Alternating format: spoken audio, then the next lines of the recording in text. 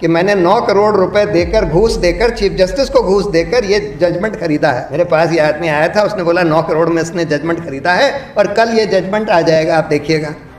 और यकीनन अगले दिन वो जजमेंट आ गया।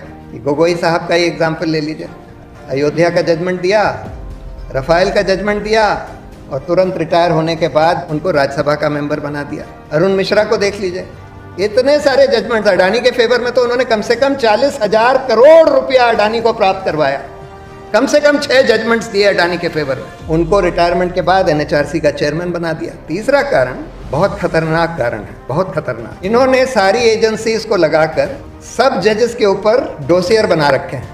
पूरे जजेस के आईबी, सीबीआई, इनकम टैक्स, सब लोगों से छानबीन कराते हैं। और अगर किसी जज या उसके किसी नज़दीकी रिश्तेदार के बारे में कुछ ऐसी इंफॉर्मेशन मिल जाए जिससे उसकी कोई कमज़ोर नब्ज को पकड़ा जा सके, तो उसके आधार पर ब्लैकमेल करते हैं। कह देते हैं कि देखिए हमारे पास ये है, अब आप सोच लीजिए। दूसरा कानून सरकार ने पेश किया है कि चीफ जस्टिस को हटाकर एक minister to be nominated by the prime minister, यानी कि एक प्राइम मिनिस्टर, एक उनका मिनिस्टर, एक leader of opposition. Law minister 4 secretaries के नाम अपने हैट से निकालता है, जैसे ड्रॉ ऑफ लॉट्स में होता है ना, 4 सेक्रेटरीज के नाम उसने निकाले। वॉलंटरी रिटायरमेंट में 3 महीने का नोटिस लाजमी होता है और उसी दिन उनका अपॉइंटमेंट ऑर्डर इशू हो जाता है और उसी दिन उनका नोटिफिकेशन भी हो। सुप्रीम कोर्ट ने फॉर्चुनेटली एक ऑर्डर कर दिया कि अब आगे से कम चयन जो है इलेक्शन कमिश्नर्स का पूरी तरह से सरकार के हाथ में नहीं रहेगा। Prime minister, leader of opposition और चीफ जस्टिस की एक कमेटी सिलेक्शन करेगी। लेकिन उसको भी ख़त्म करने के लिए एक दूसरा कानून सरकार ने पेश किया है कि चीफ जस्टिस को हटाकर एक minister to be nominated by the prime minister, यानी कि एक प्राइम मिनिस्टर, एक उनका मिनिस्टर, एक लीडर ऑफ ऑपोजिशन, यानी मेजॉरिटी सरकार की, और वो लोग जिसको चाहें अपॉइंट कर लें। जब ये केस की हियरिंग शुरू हुई तो मैंने बोला था कोर्ट से कि देखिए एक इलेक्शन कमीशन की पोस्ट खाली है, एक इलेक्शन कमिश्नर अभी खाली है। अब आप इंटरिम ऑर्डर से उसका भी ऑर्डर कर दीजिए कि उसकी नियुक्ति इसी तरह से होनी चाहिए, इस तरह की कमेटी से। उन्होंने बोला ठीक है, हम सोचेंगे। थर्सडे को ये बात हुई, नेक्स्ट हियरिंग ट्यूसडे को थी, नेक्स्ट ट्यूसडे। सैटरडे को एक ही दिन में एक फाइल मूव करी जाती है उस पोस्ट, वेकेंट पोस्ट को भरने के लिए। लॉ मिनिस्टर 4 सेक्रेटरीज के नाम अपने हैट से निकालता है, जैसे ड्रॉ ऑफ लॉट्स में होता है ना, 4 सेक्रेटरीज के नाम उसने निकाले। उसमें एक ये साहब भी थे, अरुण गोयल, जूनियर मोस्ट थे। उसी दिन वो फाइल प्राइम मिनिस्टर के पास भेजी जाती है। वो कहते हैं अरुण गोयल का हम सिलेक्शन करते हैं। उसी दिन उनको बोल दिया जाता है कि आप वॉलंटरी रिटायरमेंट ले लीजिए। उसी दिन फाइल वो मूव करते हैं वॉलंटरी रिटायरमेंट के, उसी दिन उनको वॉलंटरी रिटायरमेंट दे दिया जाता है, सारे रूल्स को अनदेखा करके। वॉलंटरी रिटायरमेंट में 3 महीने का नोटिस लाजमी होता है और उसी दिन उनका अपॉइंटमेंट ऑर्डर इशू हो जाता है और उसी दिन उनका नोटिफिकेशन भी हो जाता है। इलेक्शन कमीशन का तो ये हाल कर दिया है कि अब इलेक्शन, जैसे कई साल तक हम लोग ये मानते थे कि इलेक्शन कमीशन एक इंडिपेंडेंट इंस्टीट्यूशन हो चुका है सेशन साहब के बाद, लेकिन पिछले कम से कम 6 साल से हम ये देख रहे हैं कि उसकी इंडिपेंडेंस बिल्कुल ख़त्म हो चुकी है। एक साहब जो चीफ इलेक्शन कमिश्नर बने थे, उनका तो रेडियो टेप्स में एक टेप आया था बाहर, सुनील अरोरा साहब, जिसमें वो बात कर रहे हैं जुडिशरी में भ्रष्टाचार की, और बड़े मज़े से नीरा राडिया को बता रहे हैं कि अभी मेरे पास एक आदमी आया और कहने लगा कि मैंने 9 करोड़ रुपए देकर, घूस देकर, चीफ जस्टिस को घूस देकर ये जजमेंट खरीदा है। अब बड़ी अच्छी तरह से, बड़े आराम से बता रहे थे कि अरे जुडिशरी में तो बड़ा भ्रष्टाचार हो गया है, मेरे पास ये आदमी आया था, उसने बोला 9 करोड़ में इसने जजमेंट खरीदा है और कल ये जजमेंट आ जाएगा, आप देखिएगा। और यकीनन अगले दिन वो जजमेंट आ गया। तो ऐसे ऐसे लोगों को आपने इलेक्शन कमिश्नर बना दिया तो नेचुरली अब वही इंडिपेंडेंस नहीं रह गई। तो सारे इंस्टीट्यूशंस को करीब करीब ध्वस्त कर दिया गया है।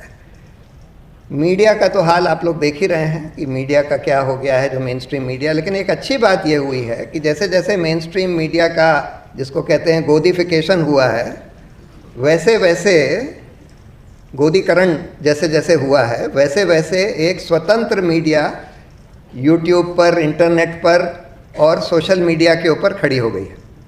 और ये इंडिपेंडेंट मीडिया में धीरे धीरे करके जैसे जैसे अच्छे अच्छे जर्नलिस्ट मेन स्ट्रीम मीडिया जिनका गोदीकरण हो चुका था उनसे फ्रस्ट्रेट होते जा रहे हैं, वो अच्छे जर्नलिस्ट वहाँ से धीरे धीरे निकल कर अपना इंडिपेंडेंट मीडिया खड़ा कर रहे हैं। और मेरा मानना ये है कि आज इस इंडिपेंडेंट मीडिया का जो इन्फ्लुएंस है ये गोदी मीडिया से ज़्यादा है, और इसीलिए ये सरकार बहुत इस स्वतंत्र मीडिया से घबराई हुई है।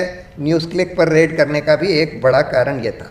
अब लास्ट सवाल ये है कि न्यायपालिका, देखिए न्यायपालिका को तो संविधान ने बिल्कुल स्वतंत्र बनाया था, ये माना था कि ये सरकार से बिल्कुल स्वतंत्र रहेगी, और इसीलिए इनका रिमूवल प्रोसेस या इनके ऊपर डिसिप्लिनरी कंट्रोल सरकार का नहीं रखा गया था, और रिमूवल प्रोसेस बहुत मुश्किल कर दिया था, इम्पीचमेंट बहुत मुश्किल कर दिया था।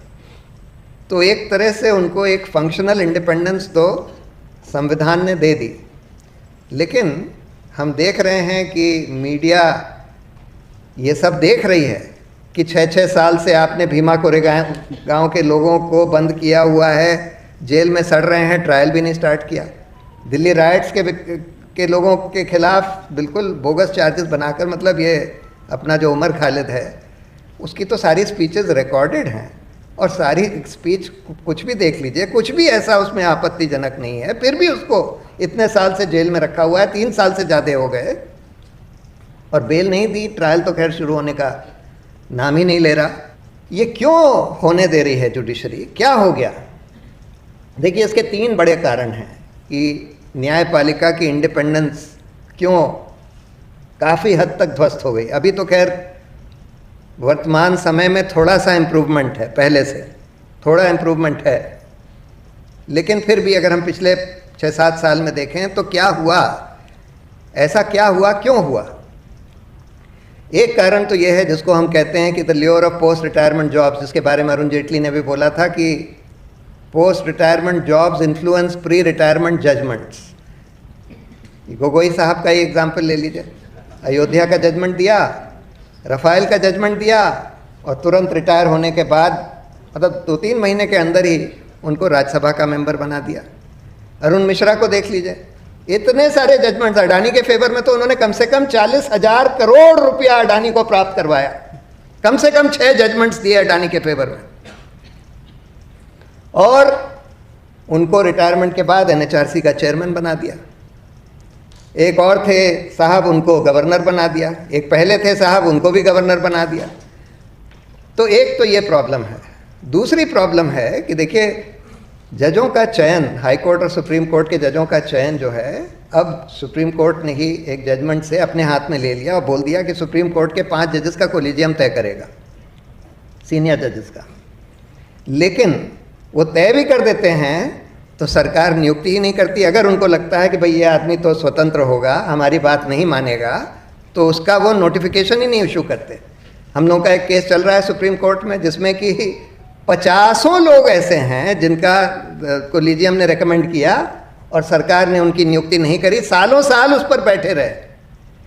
फिर कानून ये कहता है कि सरकार के पास एक ऑप्शन है कि वो एक बार रिकमेंडेशन को वापस कर दें, उसके बाद अगर यूनानिमसली कोलिजियम रिटरेट करता है तो सरकार को अपॉइंट करना पड़ेगा।